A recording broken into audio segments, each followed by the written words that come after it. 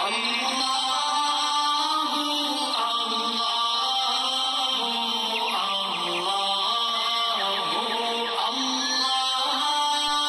میں ایک واقعہ ملتا ہے، حضرت سفیان ثوری اپنے دو ساتھیوں کے ساتھ کسی جگہ حدیث سیکھنے کے لیے گئے۔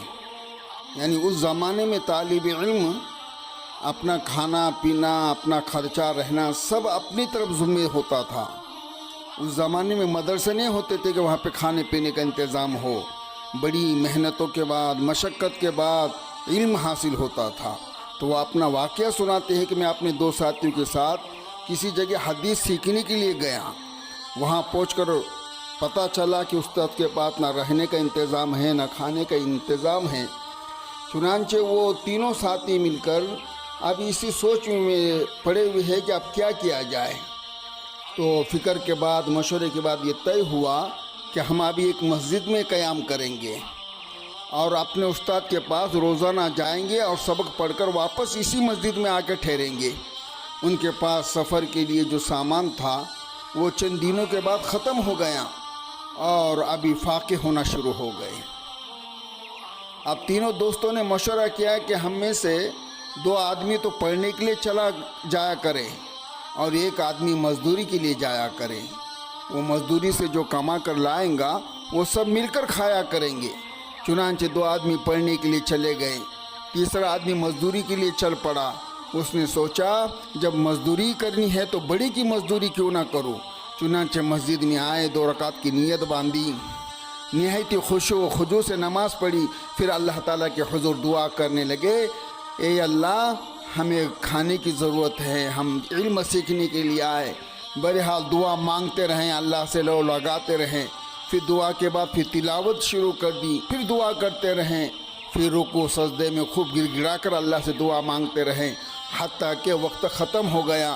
شام کو واپس آئے اپنے دوستوں کے پاس تو دوستوں نے کہا کہ بھائی کچھ لائے ہو؟ کہنے لگے میں نے بڑی کی مزدوری کی ہے اور وہ مزدوری پوری دیتا ہے، وہ مجھے ضرور مزدوری دیں گا۔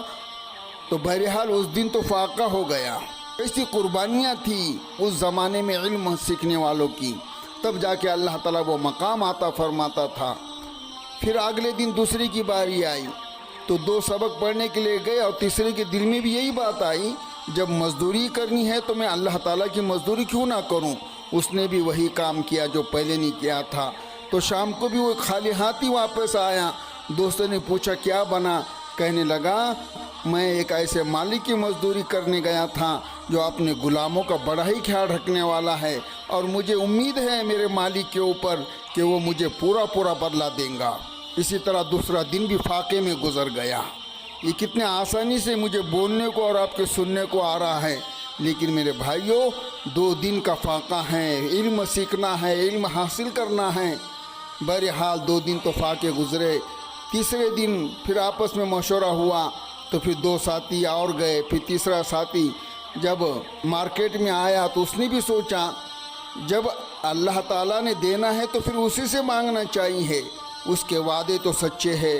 چنانچہ وہ بھی تیسرے دن اپنی عبادت کرتا رہا، شام کو خالی ہاتھ واپس آ گیا اور تیسرا دن بھی فاقہ ہی رہا۔ جب 3 دن فاقے میں گزرے تو وقت کا بادشاہ جب رات کو سویا تھا، اچانک اس نے ایک آواز سنی اور اٹھ کر بیٹھ گیا۔ اس نے دیکھا کہ محل کی چھت پر سے کوئی نیچے اتر رہا ہے۔ بادشاہ حیران ہوا، گھبرا گیا کہ میرے محل کی چھت پر رات کے وقت کون ہے؟ جب غور سے دیکھا تو ایک عجیب شکل کی بلا تھی۔ اس نے اپنا پنجہ سیدھا کیا ہوا تھا۔ بادشاہ کے قریب پہنچ کر اس بلا نے کہا کہ سفیان ثوری اور اس کے ساتھی کا خیال کرو ورنہ تمہیں تھپڑ لگے گا۔ پھر اس بلا نے اپنے پنجے کو سمیٹا اور واپس چلے گئی۔ بادشاہ کے تو پسینے کی وجہ سے کپڑے بھی بھیگ گئے اور گھبراہٹ سی بھی ہو رہی۔ اس نے اٹھ کر شور مچایا کہ پتہ کرو سفیان ثوری کون ہے۔ سبحان اللہ، اگر کسی عام بندے کی نوکری کرتے تو کچھ تھوڑا سا مل جاتا، مگر آج دیکھو کہ پوری حکومت اس طرح کی حرکت میں آ گئی۔ انہوں نے چونکہ بڑے کی نوکری کی تھی اس لیے اس کی مخلوق اسی وقت اس کے حکم کی تعمیل میں لگ گئی۔